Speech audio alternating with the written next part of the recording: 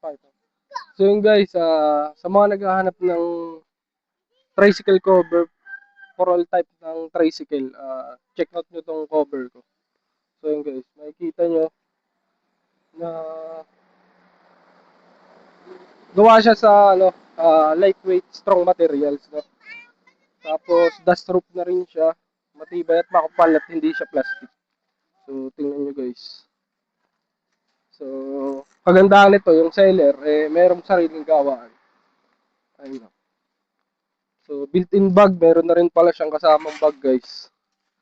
So yun, kung makikita nyo, meron na. Tapos garterized buong ilalim niya. Kaya kung makikita nyo, yun, sakop na sakop yung tricycle ko. Tapos meron na rin siyang strap, yung kulay parang yun, nandun yung kulay kanina. Tapos with reflector na rin siya. So kitang-kita pag nailawan. So check out natin guys. Tatanggalin ko yung tricycle guys. Yung tricycle.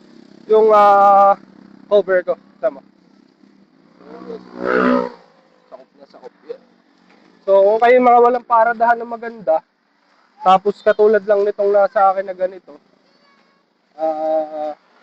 ito, swak sa inyo to. Pwede sa inyo tong tricycle cover na to. Kahit uminit, umulan, safe na safe ang inyong tricycle. So ayun.